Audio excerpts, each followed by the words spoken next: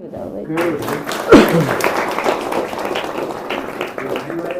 हैं, एक बार है केवाई जी। हाँ, कई तो 7 बजे के बाद पहुँचे। अन्नू जिस तरह 7 बजे के बाद पहुँची थी, भिवानी वाले ट्रेन में पहुँचे हैं सुबह ले।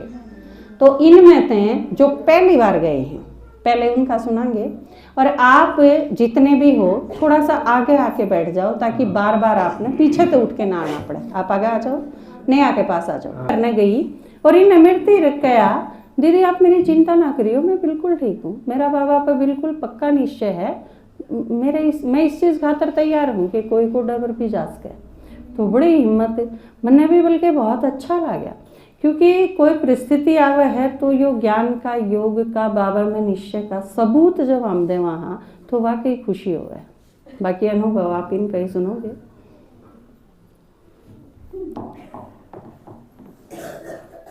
पास कर लो थोड़ा सा। ओम शांति। मैं उस परमपिता परमात्मा का शुक्रिया करूँ जिन्होंने मेरे को इतनी हिम्मत दी और यहाँ तक भेजा। दादाजी और दीदी जी का भी बहुत बहुत शुक्रिया, और मेरा शुक्रिया सुनीता बहन जी का भी बहुत बहुत है, क्योंकि मेरे ज्ञान में लाने के लिए उन्होंने बहुत मेहनत की। मैं बहुत ही नास्तिक थी, क्रोधी भी, क्योंकि एक सामाजिक तरीके से परिवार में रोकन की और एक नेचर सामने बना रखा था। दीदी से हमारे संबंध बहुत साल से हैं, और सुनीता बहन जी तो करीब हैं, जब से ये ज्ञान में है तब से ही कह रही हैं कि ज्ञान ले लो, सुनो। शायद पार्ट अभी था। हम मधुबन गए, मेरे बहुत से 1 साल तक मैंने घर में रह कर समझा है हर एक चीज, क्योंकि जो दिखाई दिया करता उसने मैं मान्या नहीं करती, और जिसने मैं मान्या करती उसका तो पता ही नहीं था कि वो अंदर है या बाहर है या कित है। लेकिन ज्ञान माने के बाद हर वक्त मैंने ये अनुभव किया कि हाँ भगवान है, क्योंकि हर एक चीज में जब हम इस चीज का दादाजी ने जैसे बताया कि प्रयोग करके देखो, तो मैंने देखा। सुनीता बहन जी ने घर में आने का कोर्स करवाया, कभी भी मेरे ऊपर बंधन नहीं रहा, ना बाहर जाने का ना बोलन का, लेकिन मेरे मन का बंधन इतना था कि मैं बाहर लगना पसंद नहीं करा करती। सुनीता बहन जी ने घर में आने का कोर्स करवाया, और फिर वीरवार ने क्लास में आया कर। उस टाइम भी मैंने ये कहा कि भगवान होगा तो बुला लेगा, और वाकई में ब्रह्मा बाबा ने सपने में आने का बोला कि बच्चे क्लास में जाया कर। उस दिन के बाद मैंने कभी भी क्लास मिस नहीं की। कोई भी काम होता तो पहले सुनीता बहन जी को फोन किया कि आज ये परिस्थिति है और मैं नहीं आ सकती। जितना भी दादाजी से, दीदी जी से या सुनीता बहन जी से मैं सुनकर अपने अंदर भर कर या कुछ भी, बहुत कम मैं क्लास में आई हूँ, परिस्थिति थी। लेकिन मधुबन की यात्रा अनुभव मेरे बहुत अच्छे रहे हैं। बाबा की हमेशा मैंने महसूसता अपने अंदर करी है, घर से बाहर कभी नहीं गई।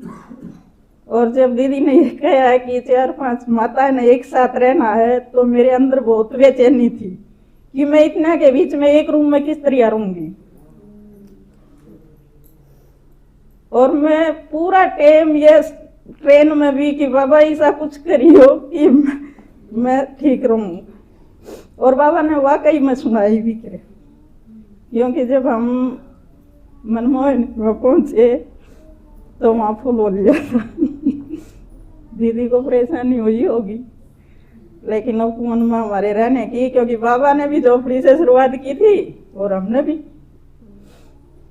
जो नई पुरानी थी, जो बिल्डिंगों में रहे उड़ते, उन्हें शायद परेशानी हुई होगी, लेकिन मुझे तो बहुत अच्छा लगा। सब कुछ रेडीमेड हमने मिला और हम खूब आराम से परिवार के बीच में भी रहे, पूरे परिवार के बीच में, क्योंकि जितने भी हम आत्माएं जा रहे थे वे सारे एक साथ थे। और शाम को 4 बजे के करीब जब हम बाबा के कमरे में पहुंचे तो कोई भी संकल्प मेरा नहीं चल रहा था। कोई भी ये नहीं था कि क्या अनुभव होने वाला है, लेकिन बाबा के कमरे में जाते ही जिस तरह हम लौकिक में किसी से बहुत दिन के बाद मिलते हैं और अंदर में खुशी और आंखों में पानी, मेरा वो हाल था। मैंने बाहर निकलते सुनीता बहन जी को बोला कि सुनीता बहन जी, मैं तो बाबा से मिल ली। बोले हाँ, वो तो जो पुरुषार्थ जितना होगा उसने उतना ही होगा। 2 दिन दोनों टाइम हम बाबा के कमरे में गए, लेकिन कोई महसूसता नहीं हुई। तीसरे दिन बाबा मिलन के दिन सवेरे सवेरे हम 5 बजे फिर बाबा के कमरे में गए तो मेरी वही व्यवस्था फिर थी, अंदर में खुशी और आंखों में पानी। उसके बाद जब बाबा मिलन में दादी जी स्टेज पर आई, वही अनुभव मैंने फिर हुआ। दादाजी ने कहा था कि तुमने सिर्फ आंख और कान खुले रखने हैं, मुंह बंद रखना है। तो जो मधुबन में मैंने देखा कि हम अपने घर में एक दिन के प्रोग्राम में भी बहुत परेशान हो जाओ, लेकिन बाबा के घर में कमाल की बात थी। इतनी सारी आत्माएं और इतनी सारी व्यवस्था भगवान ही कर सके, और तो अपने तो बस की बात है नहीं। सुना डायमंड हॉल में, क्योंकि दादाजी, दीदी जी और खासकर मेरे लिए तो सुनीता बहन जी भी, हमने बहुत ही मान ली क्लास की, राजू भाई जी, सूरज भाई जी, लेकिन हम तो सिर्फ रिवाइज के लिए वहाँ गए थे। इस चीज की खुशी थी अगर जो फोन में हम देखा थी, उस डायमंड हॉल में हम खुद भी उन आत्माएं के बीच में थे। इस चीज की बस खुशी थी, बाकी तो दादाजी ने हम भरपूर करके भेज रखे थे। ये चीज देखी दादाजी ने वैसे तो नहीं कहा था कि सेवा भी क्यों, हम तो देखने के लिए और सुनने के लिए ही गए थे, लेकिन बाबा ने 20 किताबें की मेरे से सेवा भी करवाई। आखिरी टाइम एक अपने लिए बचाई थी, वो भी एक चंडीगढ़ की माता थी, बैग के पैर लगे, वो बोली दीदी सॉरी। मैं कहा नहीं कोई बात नहीं, क्योंकि हमारे दादाजी ने कहा था अगर कोई थारा पैर भी काटा है तो कोई बात नहीं का पार्ट रखना है। बोला कौन से दादाजी? बोला इंद्र शर्मा जी बड़म्बा से। बोला बहुत अच्छा ज्ञान लेकर आए हो। मैं कहा हाँ जी। दादाजी मुरलियाँ के गीत भी बनाए हैं। तो उन्होंने कहा आपके पास है? वो मैंने अपने लिए रखी थी, वो माता की को दे दी। शुरू में वो गीत अपना जो है चूल्हा चौके वाला बोला हो बहुत अच्छा है, ये मैं रखूं? मैं कहा हाँ माता जी सेवा के लिए है, क्योंकि वो तो दीदी का तो हिसाब हो गया था, वो मेरे लिए थी तो मैंने सेवा कर दी। इसलिए मधुबन की यात्रा हमारी बहुत अच्छी रही। 3:30 बजे के करीब हम घर पहुंचे थे।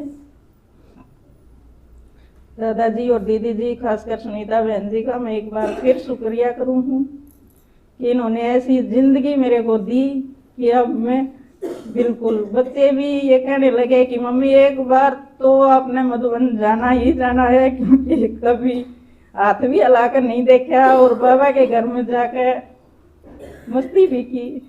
तो वो वीडियो देखकर परिवार में भी बहुत खुशी हुई है। ओम शांति।